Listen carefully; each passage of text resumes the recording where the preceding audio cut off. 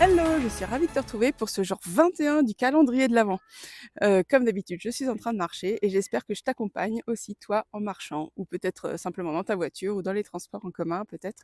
Hem, mais en tout cas, c'est félicite-toi de continuer à prendre ce temps pour toi, heu, pour, arriver, aux fêtes de Noël, en étant, rempli d'énergie. On arrive bientôt à la fin du calendrier et j'ai envie de te proposer de commencer à construire 2025 pour que tu puisses débuter l'année prochaine dans de bonnes dispositions. Alors, aujourd'hui, la première étape qu'on va faire, c'est, on va célébrer tes réussites en 2024 et pour ça, j'ai envie de te dire bienvenue à la cérémonie des Oscars de toi. Hem, L'idée, c'est pas juste de faire un bilan de tes réussites 2024, avec des trucs évidents, genre, j'ai bouclé un gros projet au boulot, hem, ou, j'ai atteint mon objectif de running. Non, je veux qu'on aille plus loin et parce que souvent nos vraies victoires, celles qui comptent vraiment sont, des fois les plus inattendues, celles qu'on oublie de reconnaître, alors qu'elles disent beaucoup sur notre progression. Alors prépare ton tapis rouge et ça va être ton moment à toi pour briller. Pour cela, j'ai envie de te proposer un exercice ludique et on va, te décerner enfin tu vas te décerner tes Oscars ou, les palmes d'or en fait, que tu peux, selon de quel côté de l'Atlantique tu as envie de briller. Perso, moi ça me fait plus rêver, d'avoir des Oscars. Donc moi je vais oser briller au-delà des frontières. Donc l'idée c'est qu'on va je vais te partager, ce jeu-là et puis moi je vais jouer avec toi parce que ça te donnera peut-être des idées sur, ce que tu peux, voir comme Oscar et puis 2, moi j'ai envie de kiffer aussi, tout au long de cet audio puis de gagner en énergie en me rappelant en fait, ces victoires, ces réussites que j'ai pu avoir, cette année. Alors l'exercice, ça va être, on va décerner des Oscars en fait dans différentes catégories. La première catégorie, c'est l'Oscar de l'audace. Qu'est-ce que tu as osé faire pour la première fois, même si ça te faisait flipper et du coup, ça méritera une véritable standing ovation. Alors moi, personnellement, pour cet Oscar de l'audace, je mettrais mon passage à la radio, pour promouvoir le sommet Respire. Hem, parce que franchement, avant d'y aller, mais j'étais quand même pas super, super rassurée. Je me demandais bien ce que j'allais pouvoir raconter. Enfin non, je savais ce que je pouvais raconter, mais c'est surtout, est-ce que j'allais réussir à le raconter, en pensant qu'il y avait plein de gens qui m'écoutaient. Ça, c'était complètement, c'est complètement fou quand tu y repenses. Et puis en plus, finalement, ce qui a été mon moteur pour moi, c'est de me dire: «Bah, s'il y a une seule personne que cette intervention à la radio, permettra en fait de sortir la tête de l'eau, ça sera Paris gagne» et en fait, à peine j'étais rentrée chez moi après, ce passage à la radio, que j'avais le message d'une personne, alors peut-être qu'elle m'écoute là aujourd'hui et peut-être qu'elle se reconnaîtra, qui voulait s'inscrire, au sommet et donc quelque part, j'ai réussi à dépasser ma peur et à être utile et franchement, ça valait le coup. Alors toi, tu peux prendre quelques minutes là, éteindre et arrêter cet audio pour penser à toi, quel Oscar de l'audace tu peux te décerner. Ensuite, la deuxième catégorie, c'est l'Oscar de l'impact. Un truc que tu as fait cette année et qui a eu un effet positif sur les autres. Oui, parce que toi aussi, en fait, tu peux, avoir changé les choses autour de toi par, une action qui te peut te paraître peut-être, anodine. Et donc, moi, par exemple, pour moi, l'Oscar de l'impact, j'ai envie de le décerner à mon calendrier de l'Avent. Heu, Parce qu'en fait, j'ai invité des gens à écouter, les audios en marchant et en fait, j'ai eu des retours de gens qui m'ont dit: «Waouh, c'est génial, je me suis, mis aussi à marcher, durant ces audios, à prendre ce temps-là pour moi» et franchement, ça a été, vraiment, un petit déclic que j'ai pu mettre en place au mois de décembre et ça a été chouette. Et rien que pour ça, c'est une idée que j'ai eue et puis il y en a certains, à qui ça a plu, et donc voilà, ça a eu un impact sur les autres et donc j'ai envie de mettre, moi, de décerner, l'Oscar de l'impact à ce calendrier de l'Avent que je suis en train de faire en ce moment.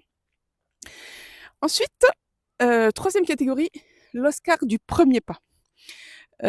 Pour cet Oscar, en fait, c'est quelque chose où, tu as démarré un projet ou une action que tu repoussais depuis longtemps.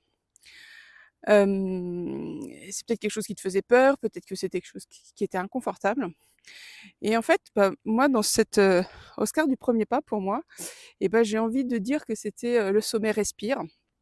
Parce que je sais pas si vous le savez, mais au final, j'avais repoussé 2 fois le lancement du Sommet Respire dans l'année. La première fois, il vous devait avoir lieu au mois de juin, la deuxième fois au mois de septembre et puis finalement, il a eu lieu au mois d'octobre. Et pourquoi il n'a pas eu lieu avant? Parce que j'avais peur et que j'osais pas faire ce premier pas, notamment qui était, de savoir qu'est-ce que j'avais envie sur quel thème j'avais envie de le faire et qui j'avais envie, d'inviter. Et je repoussais jusqu'à ce qu'un jour je me dis: «Bah, eh ben non, on y va». Donc voilà et finalement, ce premier pas, je me félicite encore aujourd'hui de l'avoir fait, même si j'ai mis plus longtemps que prévu pour le faire. Parce qu'au final, je suis assez fière de ce sommet Respire et des impacts qu'il a pu avoir, dans la vie des gens. La prochaine, catégorie, c'est l'Oscar de la surprise.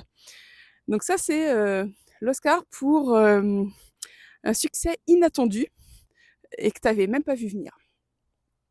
Alors moi, dans cet Oscar, le truc qui m'a mis le plus des étoiles dans les yeux cette année, c'est lorsque j'ai, invité Edgar Gros-Piron. Alors déjà à la base, faut savoir que j'avais même pas pensé à l'inviter parce que je m'étais dit: «Mais jamais il voudra, il voudra que je l'interviewe». Et puis au final, je l'ai invité et puis il a dit oui, donc c'était juste, incroyable. Voilà, donc ça c'était la bonne surprise de l'année, le truc, enfin voilà, le cadeau que j'avais même pas osé espérer, osé même demander au Père Noël et qui finalement, est arrivé. Donc voilà, pour moi l'Oscar de la surprise, c'est ça. Mais toi, tu peux avoir, d'autres Oscars, ça peut être, aussi bien au niveau pro, au niveau perso, où tu as eu des chouettes surprises, des choses qui étaient pas prévues, un nouveau projet qu'on t'a affecté et qui te plaît vraiment, enfin voilà, ou un enfant qui t'a fait, une belle surprise à laquelle tu t'attendais pas. Donc voilà, toi aussi, je suis sûre que tu as plein d'Oscars de surprises.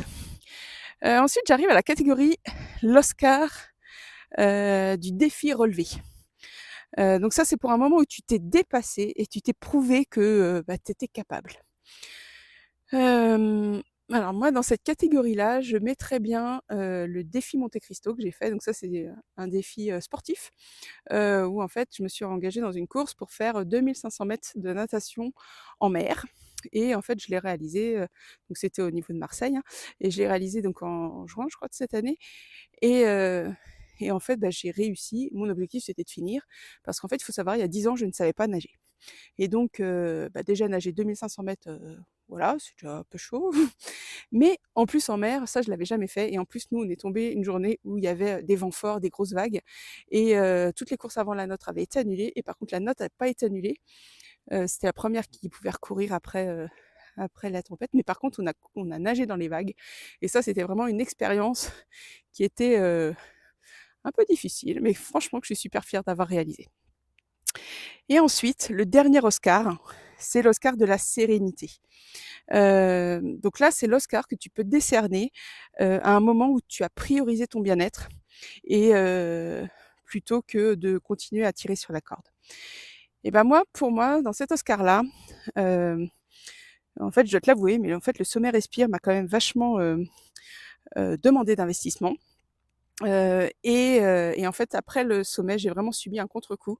Voilà que j'avais atteint mon objectif, j'avais atteint et puis je me retrouvais avec plus forcément d'objectifs derrière, de ce que je voulais faire après et puis, j'avais la fatigue qui s'accumulait et en fait, je me suis autorisée à prendre soin de moi, à couper peut-être, j'ai coupé sur les réseaux sociaux, j'ai pris du temps pour moi. Je me suis autorisée du repos, je me suis aussi faite accompagner, par mon coach en fait, pour, voilà, pour laisser aussi le temps de j'avais remué peut-être plein de vases autour de moi, voilà, pour laisser le temps de décanter et de revoir la clarté, apparaître et au final, grâce à ce temps-là, en fait, j'ai retrouvé, ce qui m'animait, j'ai retrouvé l'énergie et voilà et si j'avais pas fait ce temps-là, peut-être que, j'aurais tiré sur la corde plus longtemps et j'aurais peut-être fini en burn-out, j'en sais rien. Ça aurait été un peu le comble pour un coach de performance durable. Donc voilà, en fait, ce que je voulais dire, c'est qu'on est tellement pris dans les tourbillons qu'on oublie de reconnaître tout ce qu'on a accompli cette année, que ce soit des petites ou des grandes victoires. Il y a des moments aussi où on s'est surpris, où on s'est dit: «Waouh, punaise, mais j'ai quand même osé faire ça cette année, c'était super» et hem et du coup, si toi, en fait, tu sens qu'il y a des Oscars que tu aimerais te décerner en 2025, mais que tu sais pas encore par où commencer, écoute, je t'offre une session en one to one, là, c'est mon cadeau de Noël, pour vraiment faire un bilan, un point sur mesure, pour faire le point sur ce qui t'a marqué cette année, ce qui a peut-être, moins bien marché, en fait, aussi pour toi et que tu voudrais éviter de reproduire l'année prochaine. Et puis, et l'idée, c'est qu'ensemble, on puisse construire, poser les bases d'une performance durable, pour toi, pour 2025.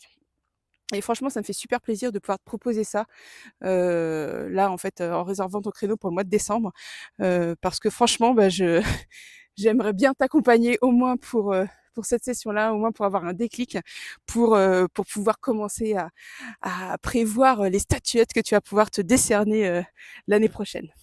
Donc, je te souhaite une belle fin de journée et je te dis à très vite.